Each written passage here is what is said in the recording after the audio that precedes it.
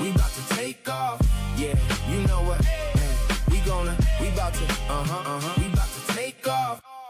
I think that's probably a natural point to switch gears because, and I mean, for anyone who's been listening, I'm sure it's come through, but you are someone who is passionate about financial freedom.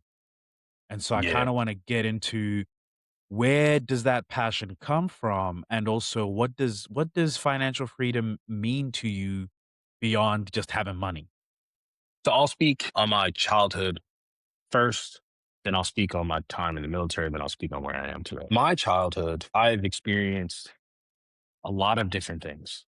I'm not going to say I grew up in poverty. I don't think I can say I grew up poor, but I definitely struggled a lot in my childhood. From from when I was born to when I moved in with my aunt, I don't really remember that time. When I was in Jackson from 5 to 9, I experienced some stability where there was my uncle Pat who was in the home. There's my aunt, there's my mom. There's enough finances going on in the house for there to be enough stability. It was a home. There was 3 boys in there, myself, my 2 cousins. And like I didn't notice any struggling during that period of time. We all ate, we all the lights were on, no one went to sleep hungry. I don't remember not. It was just normal. Then we moved to Elizabeth, New Jersey. That was nothing but struggle. From what I remember the nights where we didn't have running water. I remember the nights where we didn't have electricity. I remember the nights where my mom gave me food and she was out. I remember those nights. I remember being freakishly afraid of a drive-by shooting happening where we lived, and I would purposely sleep in my mom's room so that I could just know that she was okay. Because like how her room was set up, there was a huge window, like a big window, and then there was Yeah. her bed. So if something was to happen, it would happen right there. Yeah. Yeah.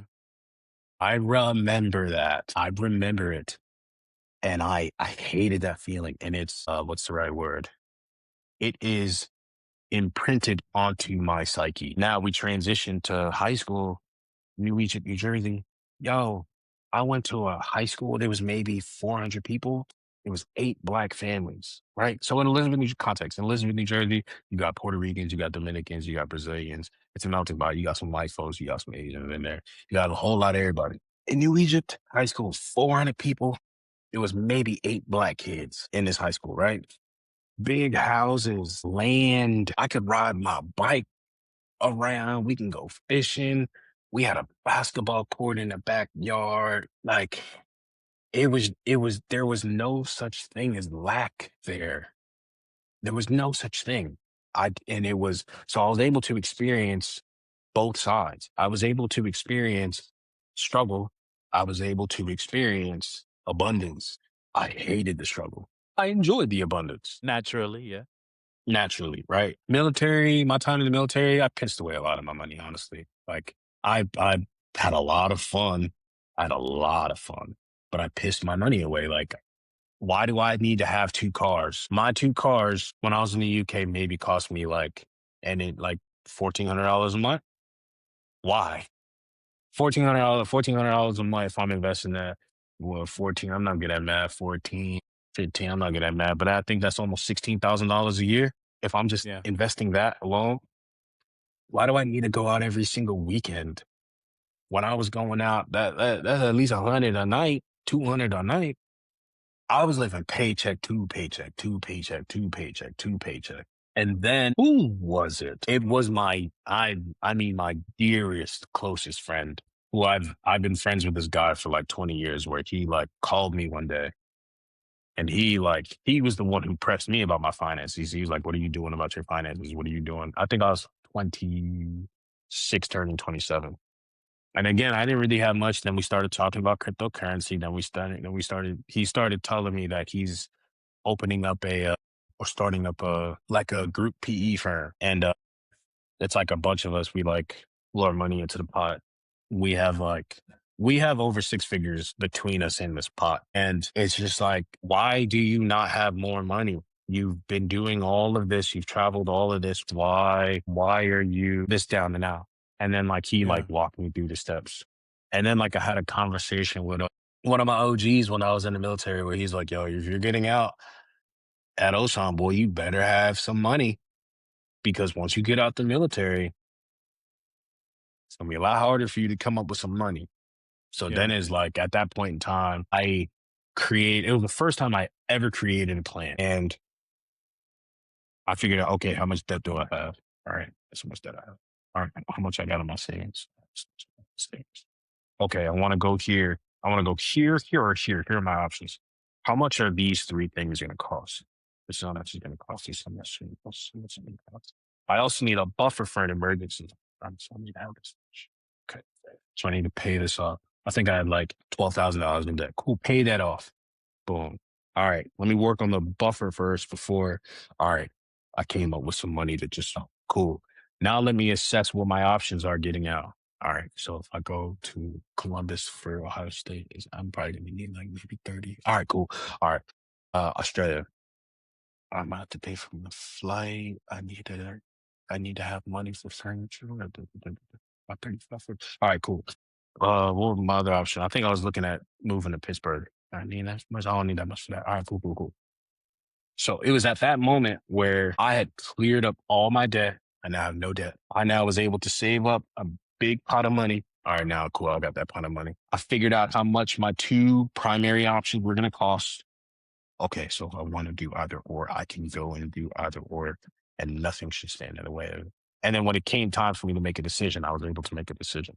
So like the foundational learning that I learned in that one exercise when I was getting out of the military, I apply it. I have applied that several times. Yeah.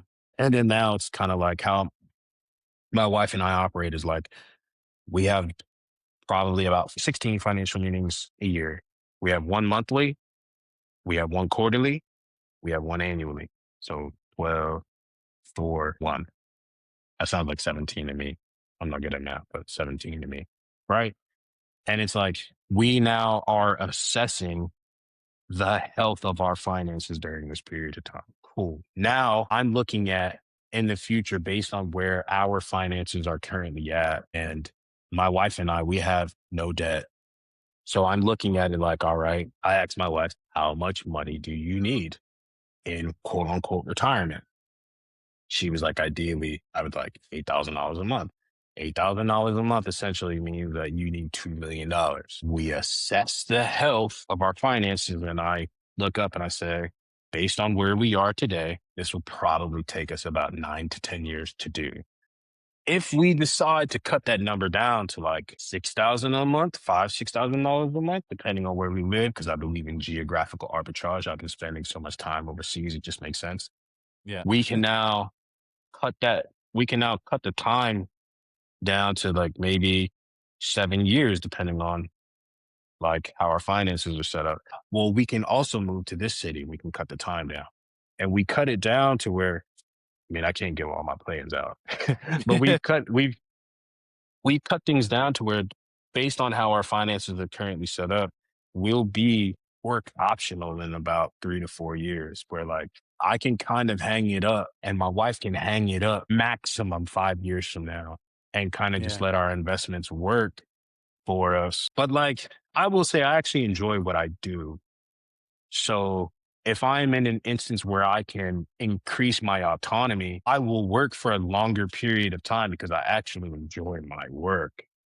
And Mm. like, this is such a stupid thing, but like, my desire still didn't go away. Like, I would like to have a collection of cars. Like, I want an M3, I want a Porsche GT3. My wife wants an AMG GTR. Like, we can have these toys because we have the assets that pay for the liabilities.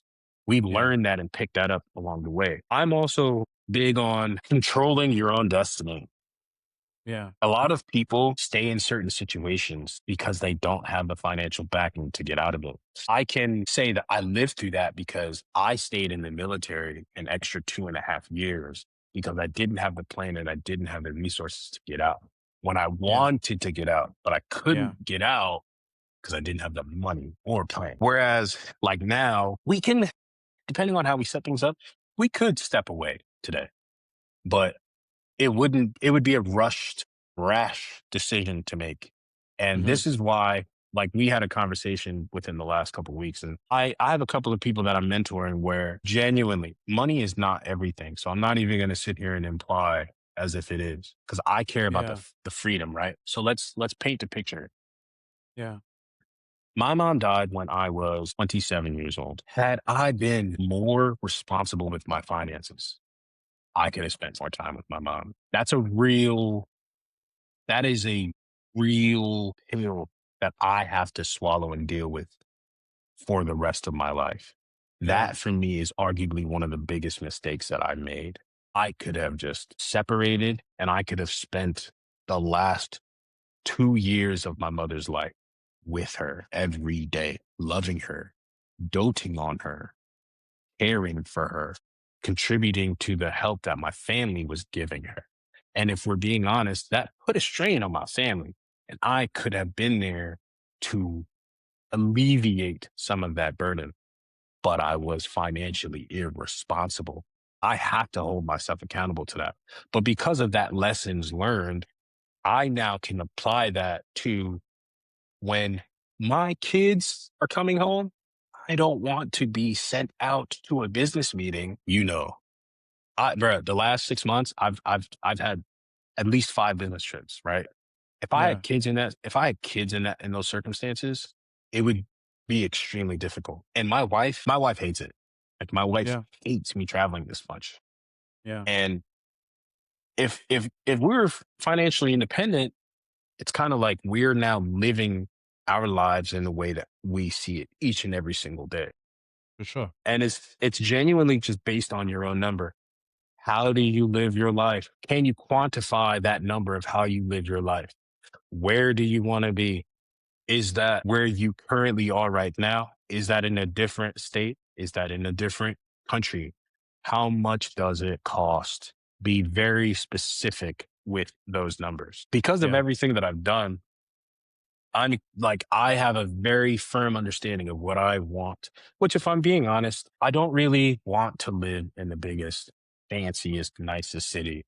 For me, I want to live closer to my family without living in the States. But As close as you can get.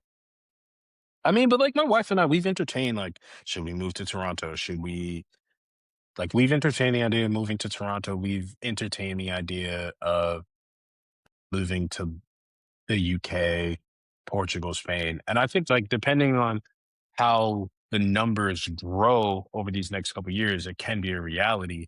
It's just we just need to be patient and keep doing what we're doing. Because now it's like we're kind of on autopilot now. We're like, excuse me, I'm sorry, everybody. The money comes in, it gets invested back out. It is as simple as that. Because, man, like, another thing, like, time. People need to be aware of how finite time is. Like, think about this, right? I'm 32 years old. I gave the military 9 years, golden years, too. Like, Yeah. I gave them the heart of my youth, I gave them the healthiest part that my body will ever be, from 19 to I got out at 27. So I gave them the heart of my youth and a portion of my prime. I hope that's not a cliche word, but 25 to about 33 years old is kind of like a man prime, right? I got out at 27. From 28 to about 32, I was very free. I could, yes, I was in school, but like I got in between semesters, I could pretty much do whatever it is that I want to do, which allowed me to learn everything that I've learned and make the Yeah. exercise of what my perfect day is and how I can just relive my perfect day every single day. I was able to do those exercises because I had that time. And during that time, even though it was very stressful, that time was mine. It Yeah. belonged to me. I did what I wanted to do every day. I chose to go to school. I chose that. I Yeah. chose it. Now, respectfully, I'm very blessed where I am. I'm very blessed to be working in the aerospace industry in Tokyo. I'm not going to diminish it. I'm not going to disrespect it. But I'm also aware that I'm not going to do this for 30 years. And I'm also aware that I'm 32 years old. So how much of my best years do I actually have left? Like Yeah. real, healthy, in shape, high energy years do I actually have? 13, 18? Like where do the energy levels drop? Where does the health, like what does the data say where the health drops? I see that a lot of guys are like, there's a drop when you turn 40. There's another drop when you turn 50. And like I still don't have kids now. When am I gonna decide to have kids? When I had kids, I promise you I'm not working. For a period of time? No, I'm serious. I Yeah. promise you I'm not working. I'm taking at least a year off. Non-negotiable. It's not even up for debate. But Yeah. I gotta have the funds to do that. Yeah. So like time and health is far more important than money. Let's dive into why. Because number one, time is something that cannot be manipulated. You can't create it. You can't print it. When yesterday is over, you'll never go back to it. You can never relive it. You can never redo it. So every single day you actually get to experience is a day you'll never get back. So we have to maximize that which is finite and fleeting. Two, health. You get one body, man. One. You can't transplant your I don't care however many movies, you can't transplant your consciousness into a different vessel. This is not how that works. You get one. So you have to take care of your vessel because if not, your vessel is going to fail you. God, like barring like crazy illnesses, but like your vessel, if you're not treating it with the nutrition it needs and the exercise it needs and all of these things that it requires, it's going to fail you. And even if you have all the money in the world, you won't have the health to enjoy it. That's two. Three, I'm cooking. Three, the very thing that we are working for, they are manipulating it. Do I have any cash on me? The very thing, I remember I gave this example to somebody, right? Yeah. The very thing that you're working for, they print it and pluck it out of thin air. So why are we working for, killing ourselves for, exchanging that which cannot be retrieved for something that is printed every single day? It does not make sense to me. It just doesn't. And I was another thing, an eye-opening. I learned a lot when my mother died. My mom died with a lot of dreams that she wanted to accomplish. She died with regrets. And it is a very sad thing to see a person get on their deathbed and they look up and they say, man, I wish I would have done X thing. Man, I wish I would have done Y thing. Man, I wish I would have spent more time with my kids. Man, I wish I would have went that. I wish I would have went on those trips. Yeah. Man, man, I wish I would have pursued that person. So no one has ever said, I've never heard, and like, I'm not saying that I've seen hundreds of people die, but I've experienced some death in my life where every single person that I've spoken to, none of them wishes they worked more. So Yeah. why not take the resources that I'm receiving from my salary, right? My salary, and why not invest it into something that will contribute towards me receiving more and more of my freedom back. Because here's Yeah. one thing: your money can work harder. This is not financial advice. I'm not a financial advisor. Your money can work a lot harder for you than what you can work hard for money, right? So Yeah. while I'm doing this, I'm able to purchase a decade of my time back. Think about the things that happen in a decade, right? In a decade from in my 20s, my cousin got married, my uncle got married, my mom passed away, I got married. Yeah. What else happened? What else happened in that decade? I joined the military. What else happened? I made friends. I went on trips. I met my wife. I moved to Australia in a decade. Now, if, Yeah. if I have kids, what happens in a decade when you have children? Your child learns how to talk. Your child learns how to walk. Your child goes to kindergarten. Your child graduates kindergarten. Your child learns how to ride a bike. Your child Mm. starts playing sports. Your child starts learning their talents. Now imagine you spent that decade doing things that you didn't even want to do, even though it might be for your family, but doing things that you didn't even want to do, and you missed out on these moments. And because you missed out on these moments, it can contribute to the fracturing of your relationship with that child. No, no, I refuse. Yeah. Nope, that's not what's going to happen. I'm going to be a present ass dad. I think what I appreciate about like your mindset and your outlook, especially when it comes to this financial freedom, is like you also want to empower and enable others to Hell yeah. do the same. And like you sort of said before, you're not a financial advisor yet, and I know like that is Yeah. something that you see as a bit of a north star.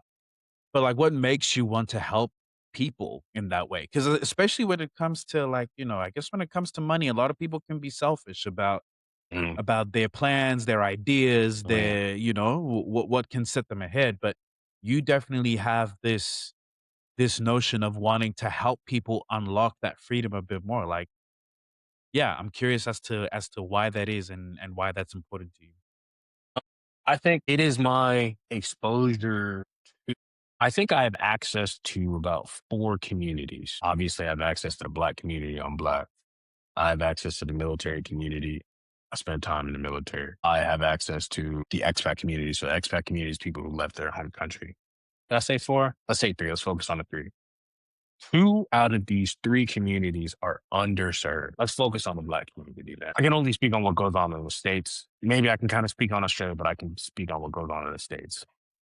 By 2050, the Black household net worth is going to be at zero, none. We're going to have no money. We're going to have no money. I'll go back to what I said, the information and resources part. We are talented.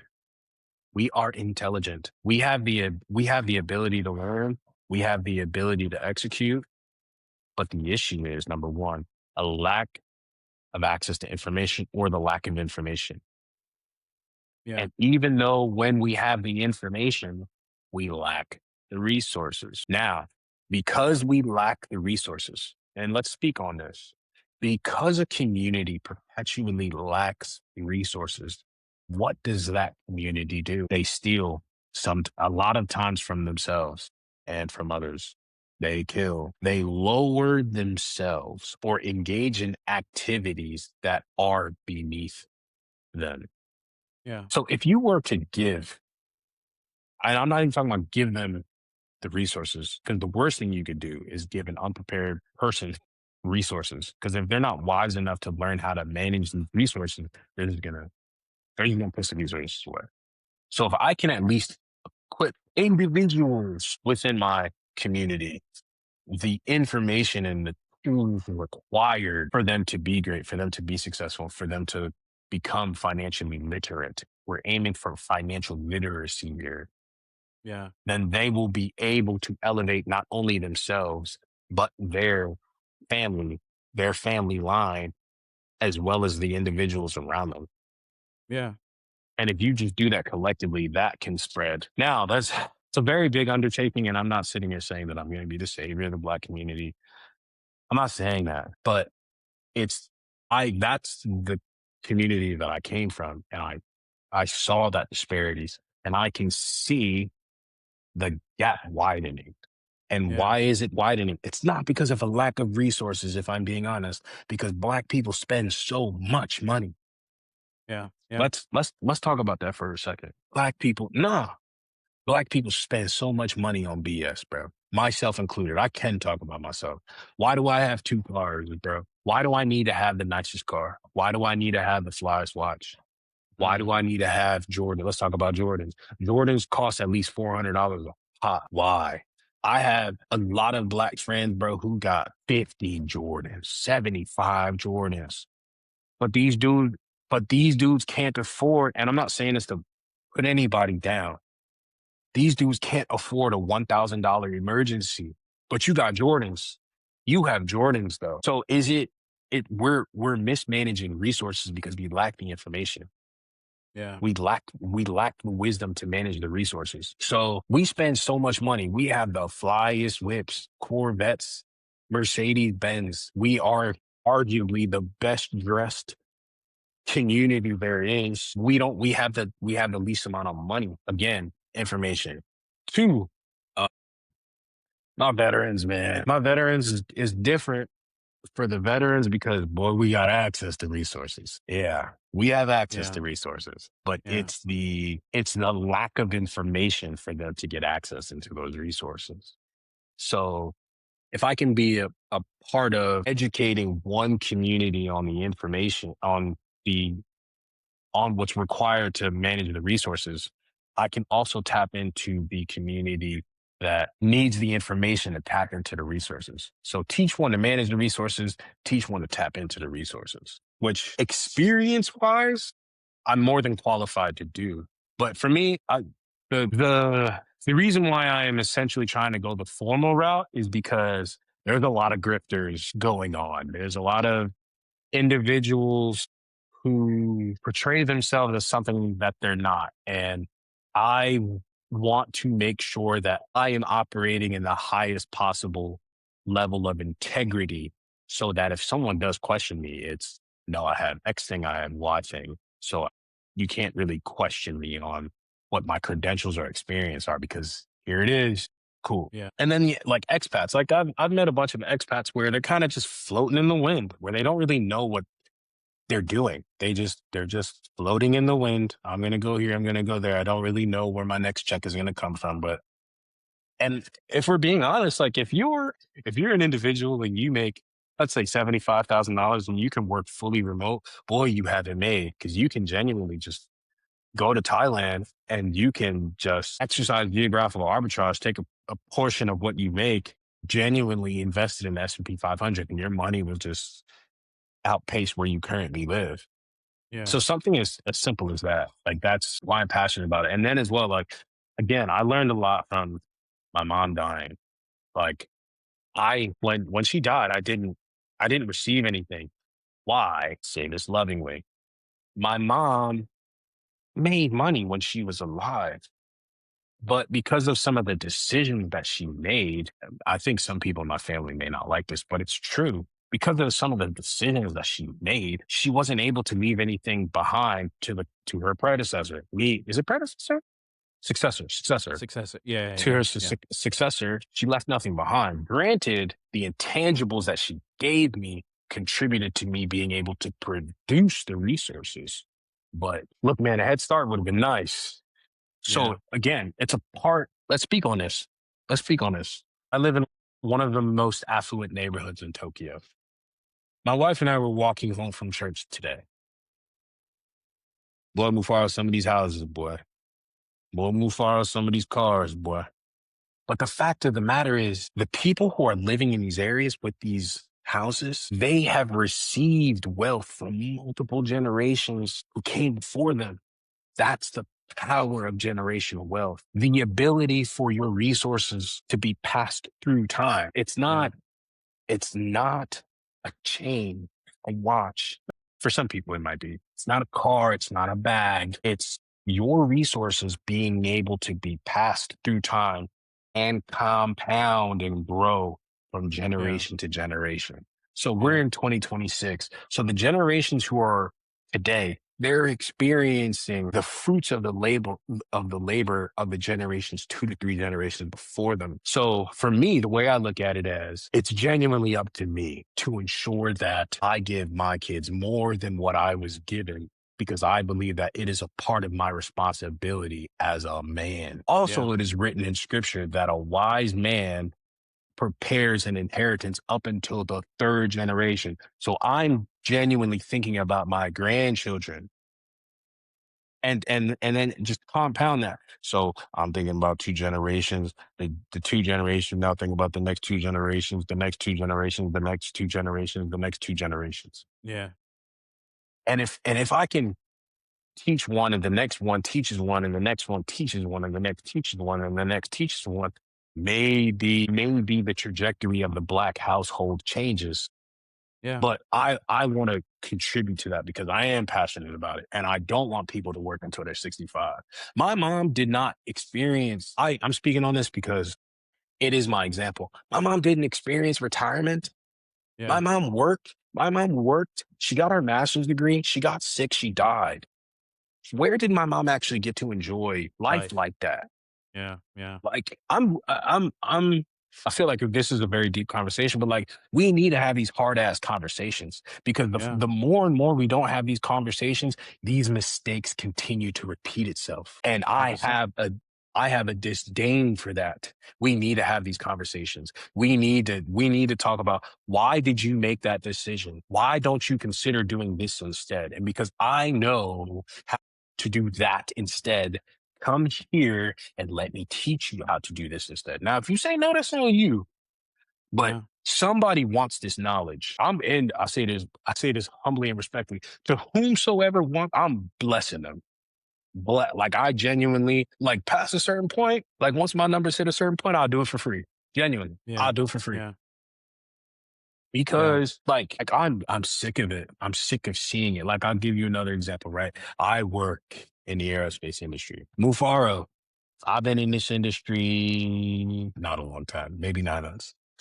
Hmm. When I walk in rooms, it's only me. Yeah. It's I only hear me. that. Granted, when I go to Fiji, it's like when I go to Fiji, I'm in Kinda. Fiji. Yeah. You Yeah. know what I Yeah. mean? Yeah. When I go to Africa, Yeah. Africans. Yeah. Yeah. You know what I Yeah. mean? But like I'm going to the source in the motherland of these colored folks. But when Yeah. I'm in Japan, I've only seen one.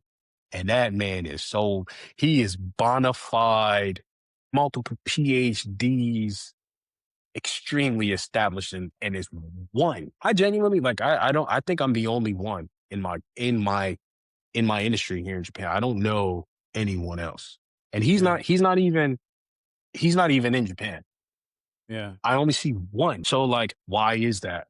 Why is that? We're cognitively capable of doing that. Why is that?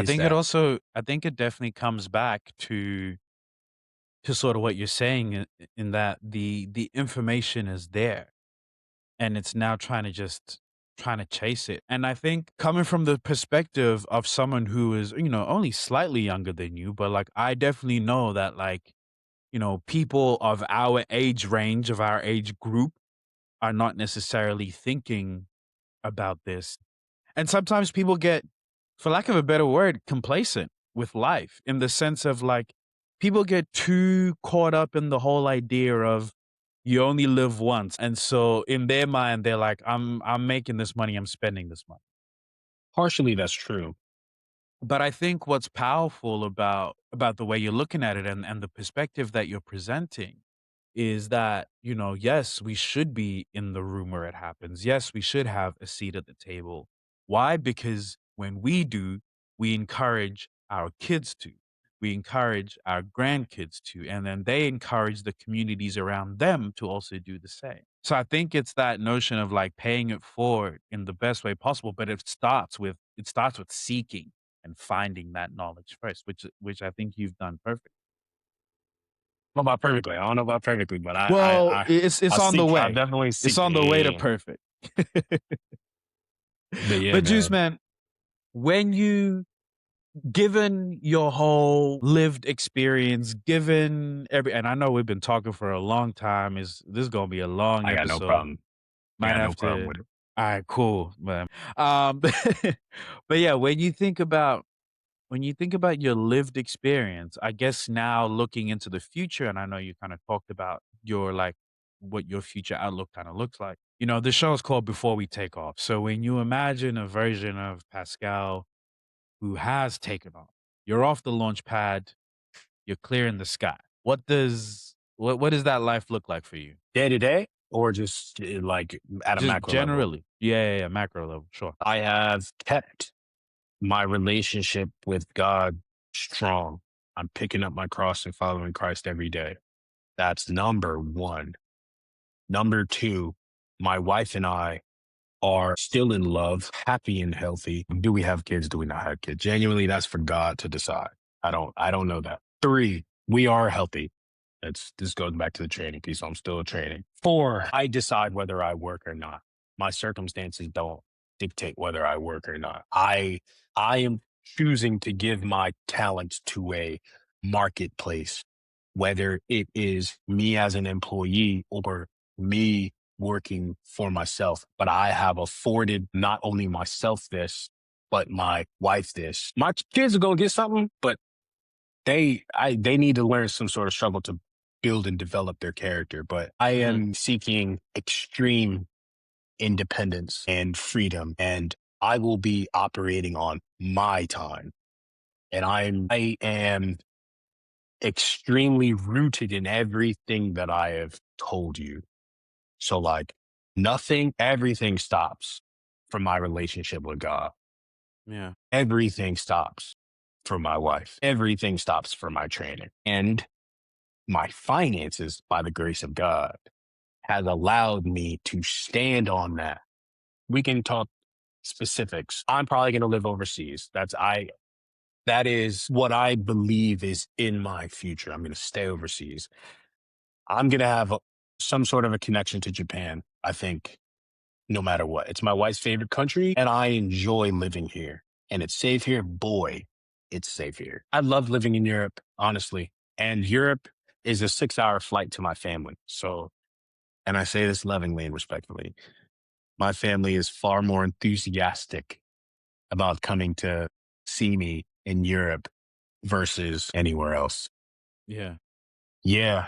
And options, like that's like options, freedom to exercise those options. I really enjoy what I do for work though, man. I really, so like if I can keep on doing what I'm doing and grow within I'm doing Yeah. from within like what I'm doing, and I can keep my autonomy, I'll keep doing what I'm doing for the next 15, 20 years. But I say this respectfully, the more and more I continue to invest, the more I'm able to buy my time back, the more I become expensive from the standpoint of like the moment I hit my number, I'm kind of like, I'm assessing things. I'm saying, do I want to keep doing this or not? And if I want to keep doing it, it's my choice. And if I don't want to keep doing it, you have to put a lot on the table to keep me. Yeah. But I'm blessed, man. I really have no room to complain. I'm happy with this. And I wanna watch my kids grow up. My dad was not in my life. So like I want to watch my children grow. I've been going through this phase. I low key want to have a daughter, bro. Like I just and I want to watch her grow. And I want Yeah. to and if I get to have a son, I want to watch him grow and teach him everything that my dad, whom of which was not present, taught me. Like, and like these are like the real hard conversations. Like, are you really prepared to be married? Do you understand what is entailed to be married? Yeah. Teaching a young man how to actually treat a young woman from the standpoint of being respectful, not engaging in infidelity, being responsible, dependable, having no matter what the world is doing, but you yourself having upstanding character as a man, a black man at that. With like that's another thing. But like the world that we live in, if you're a black man, the standard for you is higher because the the grace that you received is not that which other parties are going to receive. I just went on a tangent. I apologize. No, But you're good. raising raising my children, should God allow me to do that. And then like honestly, I don't know, I'm probably gonna die at 70 something, 80 something. And that's cool, but I want to live a full life. And if I died today at the age of 32, I can really look back at my life and say, I experienced so much. Yeah. For a 32-year-old man, I've experienced so much and I am content. So I can say that today. Some days I struggle with it, but Yeah. I'm happy. Now, the areas that I wish to improve on, which is a part of the reason why I want to be financially independent, why I encourage other people to be financially independent, is because I want to see more of my family I have cousins who have kids. And when I say I have cousins, these dudes are like my brothers, man. Like I grew up with them, I fought with them, I played with them. They have children who are growing up faster than I can comprehend. My generation, we're getting older. I want to spend more time with them and their kids. I want those relationships to strengthen. I can't do that if I'm working 80 hours a week. Those relationships matter to me. So again, I have so many reasons in my head to become financially independent. I don't care about Jordans. Anyone who knows me knows I'm genuinely shifting through 7 outfits. 5 of them are gym outfits, 2 of them are work church outfits, and it's the same thing every single day. During the wintertime, I got a white shirt, khaki jeans. During the summertime, I got a black or brown shirt, khaki jeans. Everything else is gym clothes. I don't care about anything else. I want my time so that I can do the things that I want to do.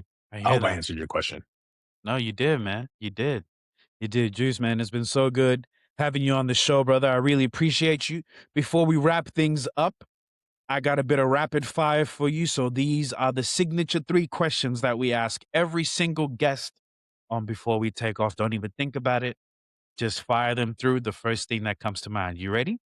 Yeah. All right, let's hit it. What is something you would do again? Ooh. Going on honeymoon with my wife. But we do that every year. That's fire. I like that. I'm going to take that one. I'm going to steal Mm, that one. mm. Go on honeymoon every year. Now, I love that. Every year is the honeymoon. On the other side, what is something you never do again? Get drunk. Facts. Get drunk. Never again. Facts. And finally, so I want you to think back to 19-year-old Pascal doing nothing. What is one piece of advice you wish someone gave you at the start of your journey?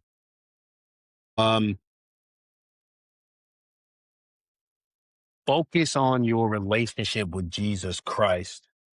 Do not chase women. Do not chase women. Become the greatest version of yourself that you possibly can, which is God-fearing, becoming a smart, charismatic, confident, super duper strong, in shape, financially independent man. And the woman that you actually truly want, which is my wife, will find you. Nothing else matters. And spend time with your mom. That's it. That's it. That's it. That's all I got. Pascal, man, I appreciate you, bro. So, as always, tell the people where they can find you, how they can connect with you online. Let them know. I have never done this. So my LinkedIn, Instagram handle is @theshotoflife. And then I'm on LinkedIn, Antoine Dieujuste. And then I don't really use Facebook like that. So Instagram handle @theshotoflife, LinkedIn, Antoine Dieujuste.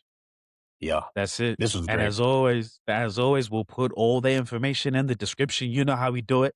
Hey, Juice, man, I appreciate you. And ladies and gentlemen, I appreciate y'all for listening to this very long and very special episode of Before We Take. Don't say sorry, man. I loved it. I was sat, I was quiet, I was listening. Yeah, man. I loved it. No, I really do love it. And I really do appreciate everything that you do, not only for myself. I am blessed to know you personally, and I'm blessed to call you and consider you a brother of mine. And yeah, I hope that everyone who's been listening to this episode has taken away their own nugget of information that is important and meaningful to them. But as always, ladies and gentlemen, that's another episode of Before We Take Off. I'm Mufaro, that is Pascal, and you, as always, are all very beautiful people. Juice, I appreciate you, man. Thank you so much. Appreciate you. You know what? We gonna, we about to take off. Yeah, you know what? We about to, we